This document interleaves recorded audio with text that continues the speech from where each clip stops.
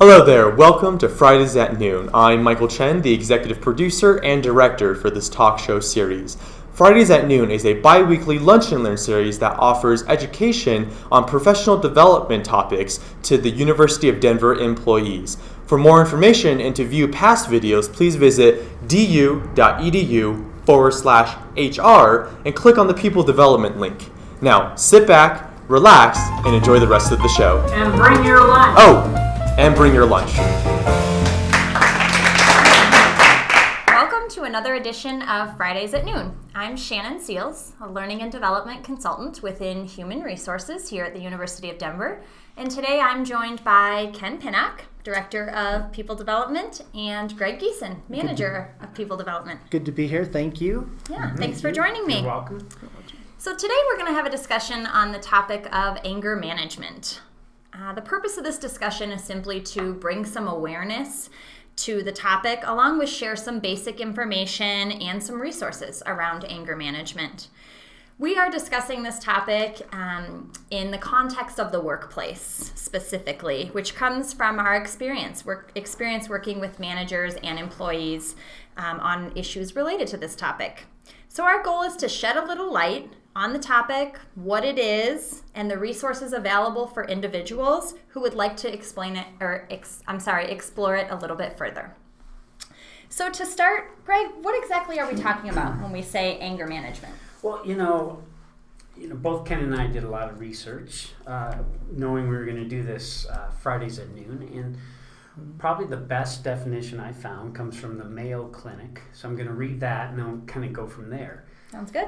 Their definition is anger management is the process of learning to recognize signs that you're becoming angry and taking action to calm down and deal with the situation in a positive way. Now, the key words in that statement, if you think about it, are recognize signs that you're becoming angry, so that there's a proactive component to this before you actually, exert the anger. A couple other things I want to mention, though, about this. First off, and I think we all know this, but anger management doesn't mean we can't get angry. Mm-hmm. I mean, there are healthy and constructive ways, and anger can actually be very, very useful if it's done in a very constructive and supportive way or appropriate way. Also, how people show anger is a learned response. And therefore, because that part is learned, you can unlearn it if it's ineffective, or learn a different response, to kind of replace it with. So that's part of anger management. And then the last part is it's really a mindfulness piece. And of course, on our Fridays at noon with all the conflict ones we've done, mindfulness has been a real foundation of all those. And it's also with anger management, because the key with mindfulness with anger management is the ability to see the anger, experience the anger, and be unattached to it. And what I mean by that is, by being unattached to it, you still have control over that emotion, and you can direct it in whatever ways necessary. And that's the mindfulness piece, because typically what happens and why we have anger management is we become the anger. And then anything we do is an exertion of the anger, and there's no separation of the two. Interesting. So you've obviously mentioned that anger is a perfectly natural thing. It happens to everybody. So Ken, did you learn in your research, when does it become a problem? My research, and also just being a person, if any of you have ever been told, don't get mad, that's not really realistic. Anger is very natural. In fact, it's been labeled as one of the primary emotions that people have cross-culture. And so it's really our bodies specifically responds to threat. So Greg's point is well taken, that it's not the anger per se, it's the how we work with it. And I think to paint a little broader picture, we're also talking really about emotion in the workplace. And being emotional in the workplace, those two have never really worked well together. The perception of the workplace is it's very rational. and things work in a certain way. We have our job descriptions, our roles, but we know, and certainly in our work in people development, that it is anything but rational. So we're talking about emotion, which is uncomfortable anyway. Then anger, of all of them, is probably one of the most difficult. Studies have consistently shown, in my experience working with people, it's frustration that is the dominant emotion in the workplace. Mm-hmm.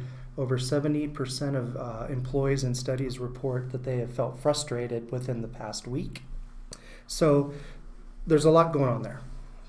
And so anger, though, in itself is more uncomfortable in a sense to talk about.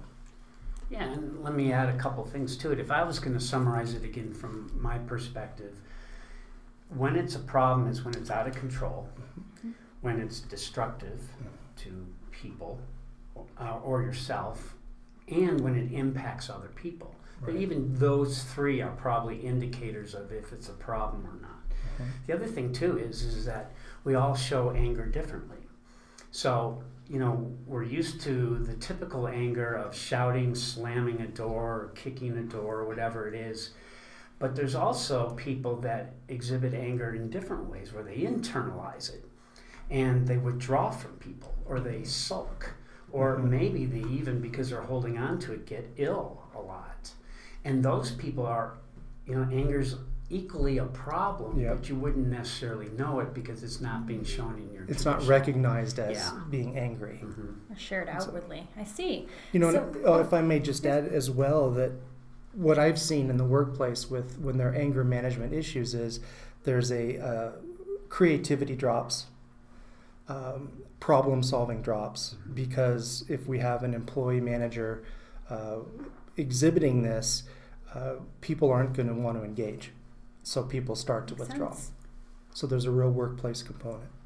So we've talked about several challenges or difficulties with anger in the workplace. Are there any benefits? Actually there are, and allow me to go into them. I'd have it no other way. Would you please? As anger allows us to aggressively respond to a perceived threat. That's right. And to fight and defend ourselves if we're feeling attacked. The problem is that rarely are we attacked to the point where our life is at stake, and yet we still will use the same response, in the workplace or anywhere else, because our body doesn't really know the difference. According to Dr. McKay and Rogers from this book, which is probably the primary source that I use, which is called the Anger Control Workbook, they said that there are 5 short-term benefits to anger. And as we'll quickly realize, there are short-term benefits, but there's also long-term detriments to this. But the first one is anger reduces stress. And studies have shown that when people exert anger, they literally feel better right afterwards. There's like a lifting of pressure, and so in that sense, it's a positive short term. But studies also show that anger creates anger, and that blowing up at somebody means that you're going to have a greater propensity to use the same mechanism of blowing up again and again, because obviously you got some results from doing it. Mm-hmm. And then the other thing too is the problem with those first two is a pattern emerges where people realize to get what I want under these circumstances by exerting anger, and so they start associating it, and then that becomes a pattern. And the problem with that, obvious problem, is the people that are impacted by that also develop anger toward the person that's exhibiting anger, and then separation. So that's just the first one. Anger reduces stress. Second one is anger hides emotional pain. And what that one basically means is what happens a lot with people that exert anger is that they lash out at a particular person or situation, and by doing that, they make that external source responsible for their anger. But the problem with that is then they never look at themselves and work through whatever issue it was. Now they're in the association of blaming somebody and getting results from it. And so that's really a long-term detriment, but a short-term you feel like you're hiding this emotional pain. Third one is anger gets you attention, because when you exhibit anger, a lot of people might just freak out or try and calm you down or want to help you, and all of a sudden you're the center of attention. But the problem with that is that it's kind of like that cry wolf concept, is that if that becomes a pattern, people will start to disassociate with you because they're associating you with the anger, and it's a very uncomfortable experience. So short term, people jump. Long term, they go completely the opposite way. And number 4, anger may be used for punishment and revenge. Oftentimes people might use anger to hurt somebody, to make them pay for something that they did. The downside of that, of course, other than hurting somebody, is that the person they hurt or any bystanders could also develop anger about that person, and actually become enemies in a situation. They just completely don't like that. And then the 5th one is anger helps you change others. Because oftentimes you want people to do things your way, it's got to be this and this, and so you exert anger and people are kind of forced to change. But like with these other ones, what that does is it creates an undercurrent of resentment toward the person because of that control factor, and people quickly try and disconnect and dislocate from that person, leaving the anger person in all these situations by themselves in the end. And the outcome of that is when managers come in and say, this person won't do what I'm asking, something's wrong. Well, could be driven from them and their behavior. And also anger is, we've talked about feeling threatened, but often really anger is if you're feeling hurt. Our response is to naturally react. So you mentioned these short-term benefits being long-term repercussions. So we talk a lot in the workplace about the importance of relationships, healthy workplace relationships, trusting relationships. So are you saying that angry outbursts can have long-term damage on those relationships? Yeah, and I'm guessing that most people probably watching this would go, "Oh, you can count on that." And we'll talk more about kind of some of the causes of the anger and the relationship between what that can do is also create an anger response in the people around the anger person, and then all of a sudden that becomes their outlet. So that's why it's something that's really got to be nipped in the butt early on. Otherwise, it's a chain reaction is what can happen. I see. And I would add also, when we're talking about anger management, it's not if we have an event that happens or a bad day or where we might have an outburst and it's done. We might be embarrassed and then it's done. It's like, I have to really watch that. What we're talking about is a pattern of behavior where this continues to happen again and again. So are some people more prone to being angry or having that pattern of angry behavior than others? Yeah. Actually, yes. There's a good deal of science now showing that when they've studied infants and toddlers, that some are more prone to crying and temper, some are irritable, some are difficult to console because they're on edge. And there appears to be, in a sense, a genetic aspect to this, where some people might just be more prone, that's how kind of their go-to response. I think, in addition to that, it's certainly the environment we're raised in, right? So learned behavior, as you were saying, Greg. And if we, if we grow up in a household where everything is perfect on the outside, we look good, and everything looks great, not often, it could just be that we're not supposed to talk about things that aren't good. We're not supposed to be angry. So what we learn is to repress it. And then that's when anger starts coming out in other mechanisms, other ways, whether it's withdrawal or passive-aggressive kinds of behaviors. And when that happens, we learn that it's not okay to be angry, which then brings it here in the workplace. Well, I can't be angry. And then we've never learned how to manage it. So there's a couple of things going on at the same time. And just to add to that too, the American Psychology Association or Psychological Association said there are people that fall in the category of low tolerance for frustration. And these are people where there's an expectation that bad things shouldn't happen to them. And they actually, kind of abide by that. And when anything disrupts that, they have an overreaction to it.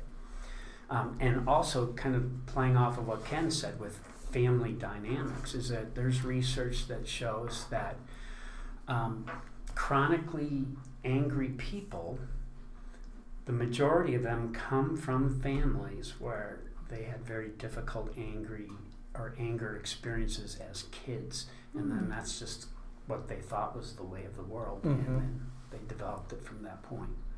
I see. So we've talked about the fact that it can just be in your genes. Naturally, you're more angry. It can be repercussion of your environment and the way you raised. Are there other drivers in the workplace that can lead to anger? There really are. 3 of the most interesting that show up again and again is perceptions and reality of justice and fairness. If there's a perception that there's low fairness and justice, that's a top trigger for people to react. If employees in the workplace are feeling, well, this is only happening to me, so why do I always have to take on the extra assignment? It's about me. And then the big one is it's out of my control. Those are common dynamics in the workplace, but we'll talk about this, but in a sense, I see this as a good thing because it starts to suggest there are things we can do from an organizational perspective to help manage it. So, but yes, this is an issue within workplaces. Okay, so we know it's happening everywhere. We now understand a little bit about why. What are some of the interpersonal costs? Yeah, some of the interpersonal costs, and again, this comes from the anger workbook, is that, and these are studies that show that angry individuals suffer significant disruption in the workplace or at school in their performance, so it affects their performance directly. High angry people tend to drink more and get drunk more. There's an alcohol component to this and drugs. There is a strong relationship between high anger scores and conflict with immediate family and in marriages. There's a correlation there. And then there's also correlation between hostility expressed and loneliness. Because what happens is, as we've talked about earlier, people retreat away from people that have emotional reactions, and they find themselves very often alone by themselves. And what about psychological costs? Are those different than the interpersonal costs of anger? Well, there's, the psychology and physiological pieces are so interlinked, and anger is a physical response. So whether we're embarrassed in a meeting or we're literally being chased by a bear, our body doesn't care or know the difference. We react the same.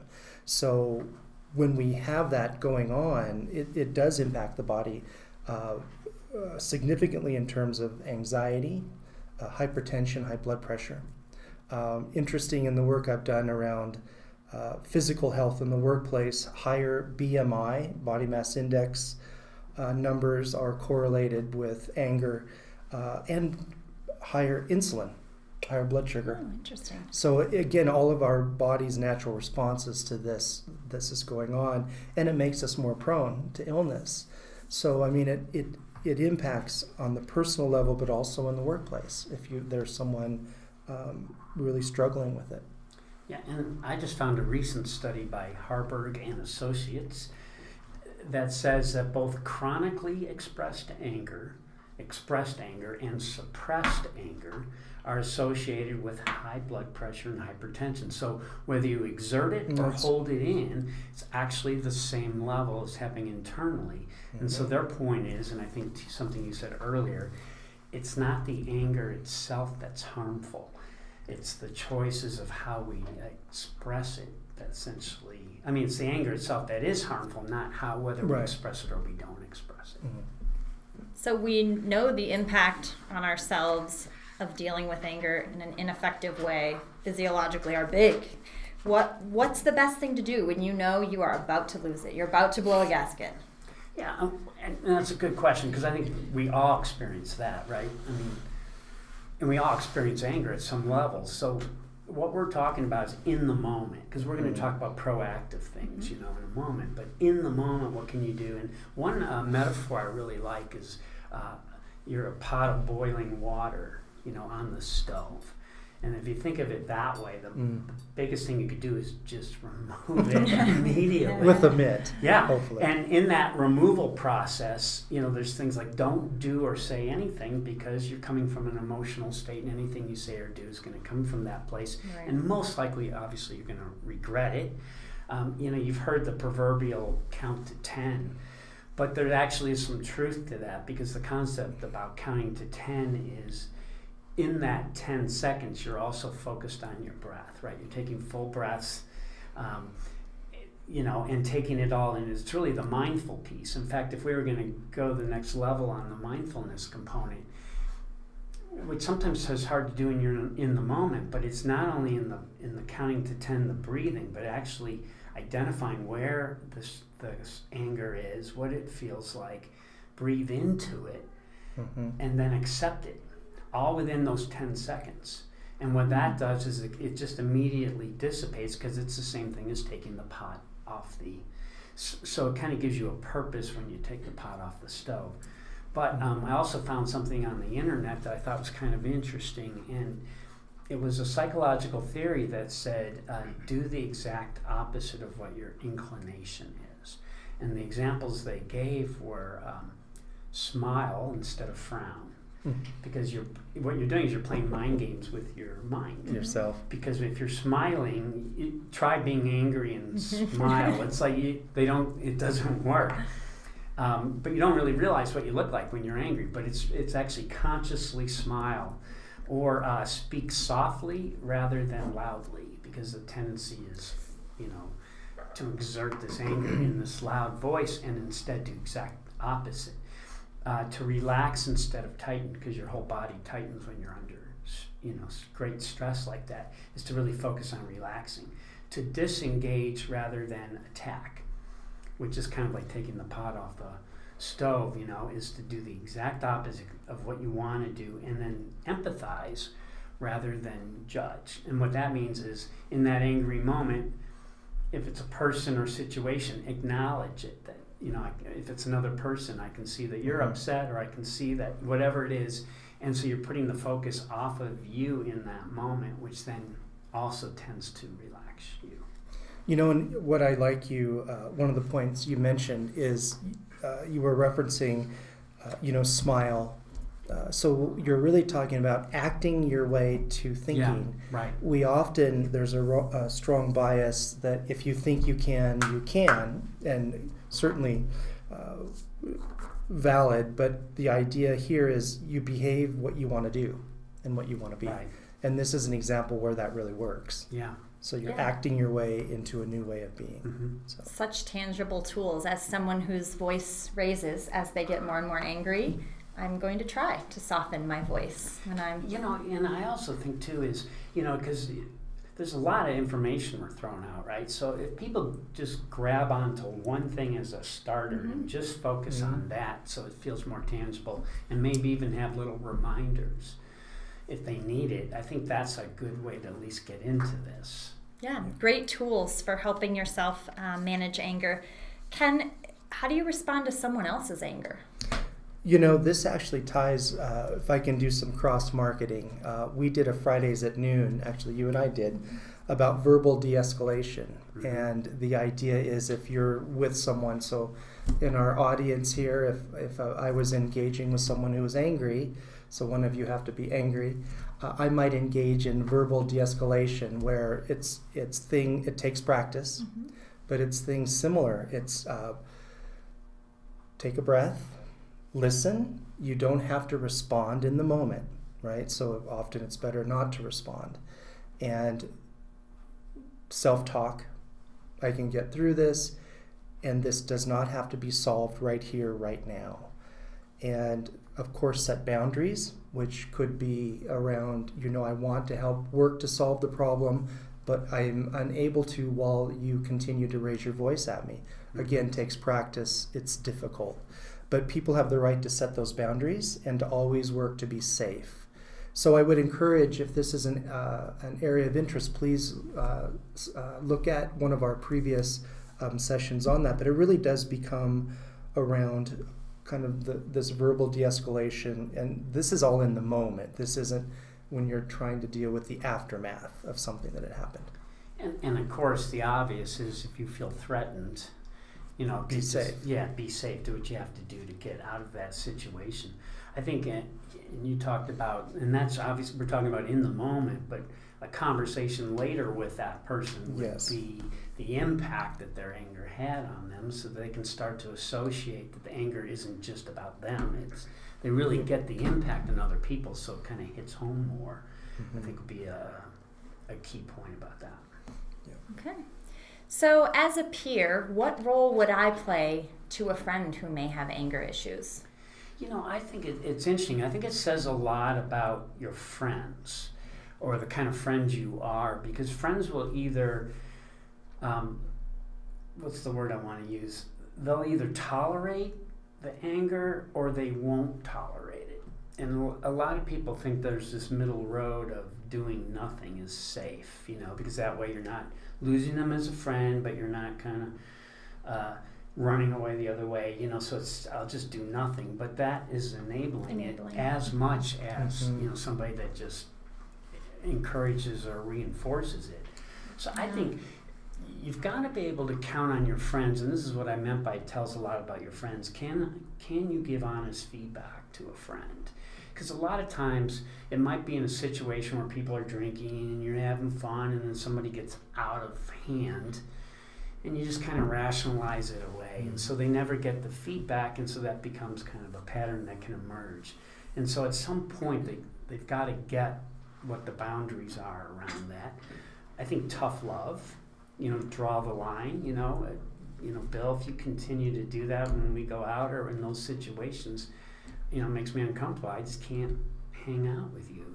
To be able to actually have that conversation with a friend. Friends also make up the support system.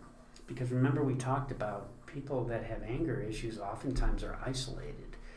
So if anything, they need friends. And so hopefully if there is a group of friends that they can actually be that support system for them, but with the tough love. And as I mentioned, failure to do anything is really just reinforcing the whole situation. So great. Well, you guys have already given me some great tools to diffuse anger, but what are some additional tools, some practical tools that we can use to diffuse anger? Yeah, and this is probably what most of the research is on in all the books and things, so I'm going to just kind of rattle off my list. I know Ken's got a number of things too. These are more proactive things you can do. And the obvious ones are get help. Counseling, coaching, or support groups, and we'll talk more about the first two, but because support groups gives you a kind of a combination of education, that friendship kind of thing that a lot of times people don't have, and also some focus and direction. So that can be extremely powerful. There's also, in any of the anger management books, especially the workbooks, and the reason why they're workbooks is because there's a lot of work to do, and the work is really self-assessment. Things like, because the more you know yourself, the more you can direct what kind of things you need. So things like, what things trigger me, that draw me to that end? What are my reactions? What are the thought process I go through when those things occur? Where does anger sit in my body when I'm angry? I may have ever noticed that before. Is it different places? What people are impacted? Those kind of things, because that data will then you'll be able to narrow down the particular triggers where you have to be more mindful than others, and you can kind of anticipate some things. There's, of course, all the traditional stress management things.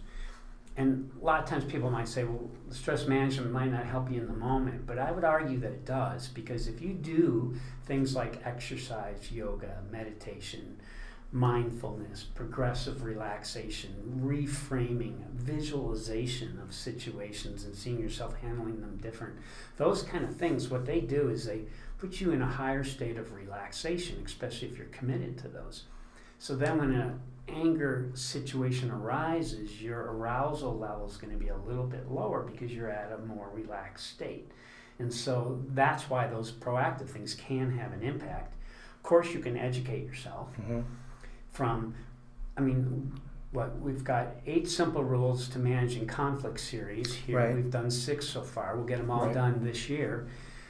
All of those apply directly to anger management. And so we've got those videos just right here. You can go on YouTube and type in anger management, and you'll get 1,000 different perspectives on anger management. Some famous teachers to people, just doing their own videos, but there's a ton of information. Of course, there's books available. And then I would also say change your environment. Like if certain environments spark anger, change your environment, do something different, move, change jobs, those kind of things. Stop watching political TV. Don't go to the DMV or prepare. Just this morning when I'm in the shower, I was listening to local news, and the first 4 were such intense negative that I was tight in the shower. And that's just typical news that you hear every day. Avoid places where you'll get triggered.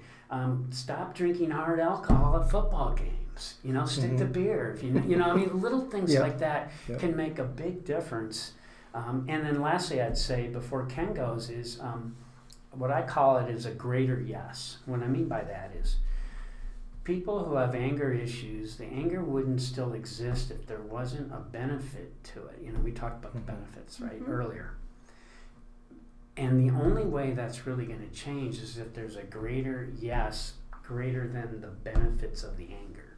A greater reason to change than the impact of the anger. Otherwise, you're just throwing words out because, and so people have to identify what that is. And in some cases, it's families saying, you're out of here if this doesn't change, or it could be coworkers or whatever it is. But it's got to be a greater yes that someone buys into, and then there's a great chance that I think the behavior can change. A couple things I would.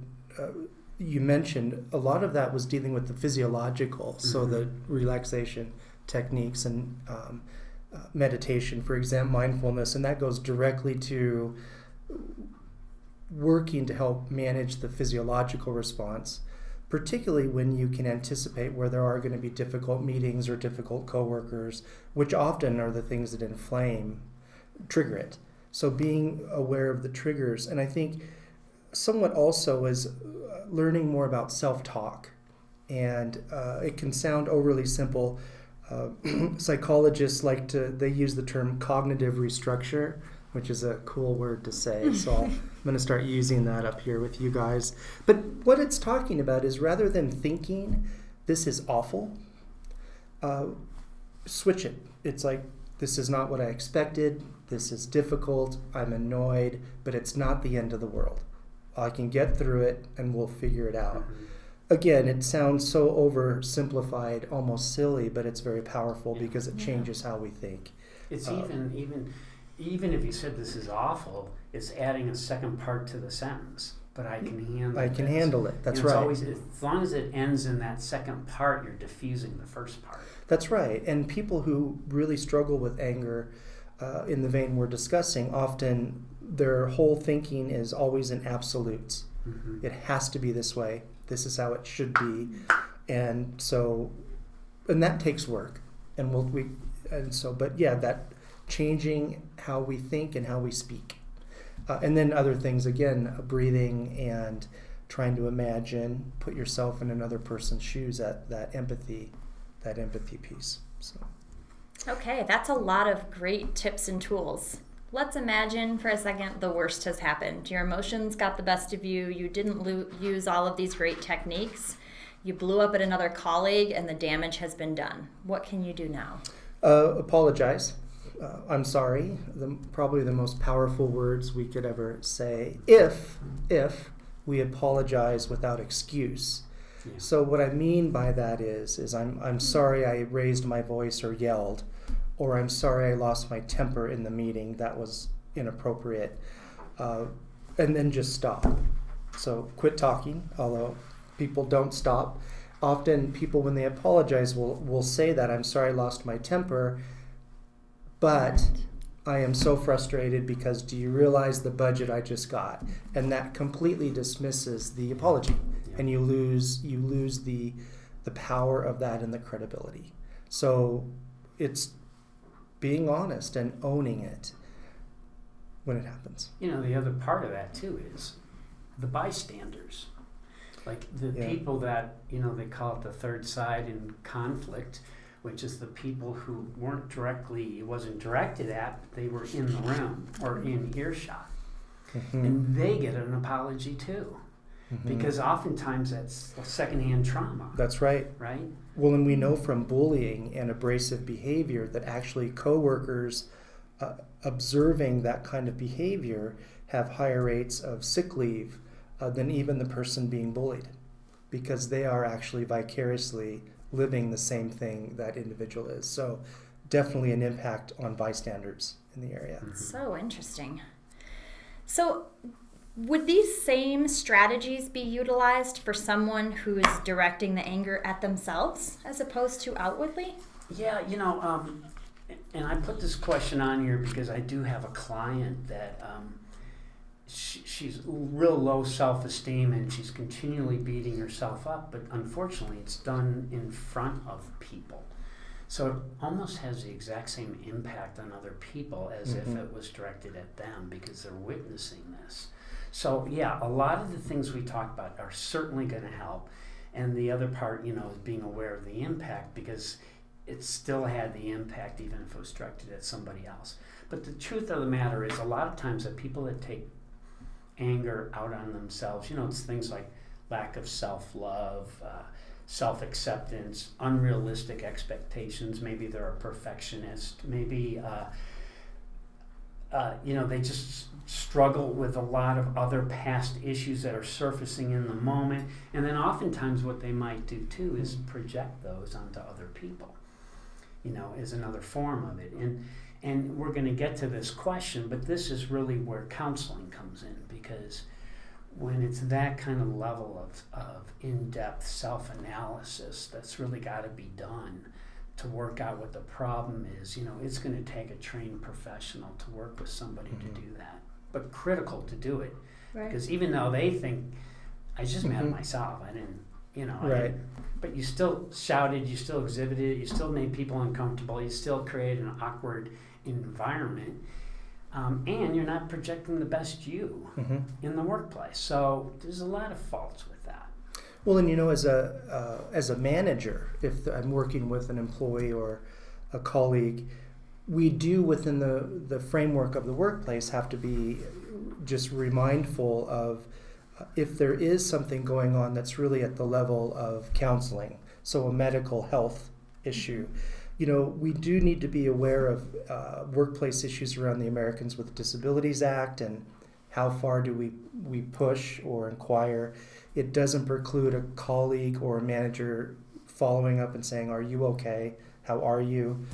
But that there's that element there. And so there is a demarcation if we start looking at it from a behavioral challenge to then something where someone would want to be exploring or needing help on a, I would say, a medical type level. Mm-hmm. Okay, so you've touched on having one-on-one coaching available, which I know that you both do, and when to take it to the level of needing counseling. What additional resources do we have available on campus for someone with anger issues? Well, and let me just first touch on that difference between maybe coaching and counseling, because we've kind of intermixed them both. But if I was going to sum it up, I would say when is coaching appropriate versus when is counseling appropriate? I'd say for coaching would be if a person is very self-aware, that they know what their triggers are, you know, they know the kind of things that happen, and they know what their response is, and they know what they want to change, and they're just looking for support in behavioral changes, you know, but they've already got the momentum going forward.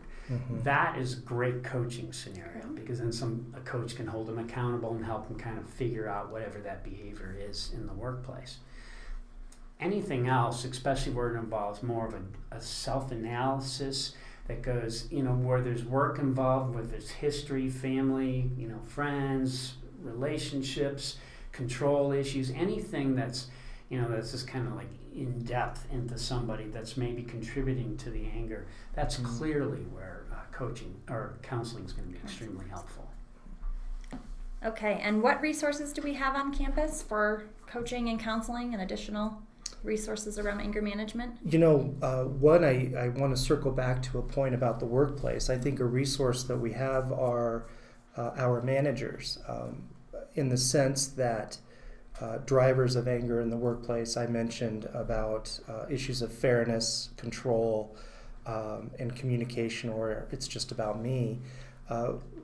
That's where supervisory development and managers can really help mitigate or head off if they look at issues. Am I being consistent? Will this be perceived as fair or not? If I'm working with an individual, am I explaining why I'm asking you to do this and not others? So there are things in the workplace that managers can do just by managing. And we do have resources on campus. The three of us are a resource. I do want to mention, kind of going back to a point, there are resources in the community, and one real effective one I found is the Conflict Center of Denver. So those of you familiar with Denver, they have tremendous resources, very low cost, some are free. Workshops is one example, but I encourage people to check out that as a resource if you don't want to be looking into a resource here at the workplace. You can reach out outside. And of course, we got the EAP, right? The Employee Assistance Program. We got Health and Counseling Center. We've talked about the coaching. We've got an ombudsman on campus. We've got the whole wellness program, which is all the mindfulness, the yoga, all those kind of things, which is all part of a resource. We've got conflict mediation services here that we also do. And, of course, our Fridays at Noon videos, I'd say about a third of them apply to this topic, that are on our people development website. And then there's all the personal and professional development that's happening on campus, from lynda.com to, the classes we do, to the classes we bring in, to the speakers we bring in. I mean, there's a wealth of professional development that exists. And why does that matter? Because the more professionally developed you are, the more mindful you are of yourself and your strengths, your weaknesses, and that then translates into how you show up in the workplace. So it's all kind of a contributing factor. Well, I feel like I have filled my anger management toolbox with a lot of great tips and techniques. Thank you. And the resources you have provided that are available to all of the employees here at the University of Denver are a really great addition as well. So thank you very much for joining me today. Thank you. Thank you for joining us for another episode of Fridays at Noon.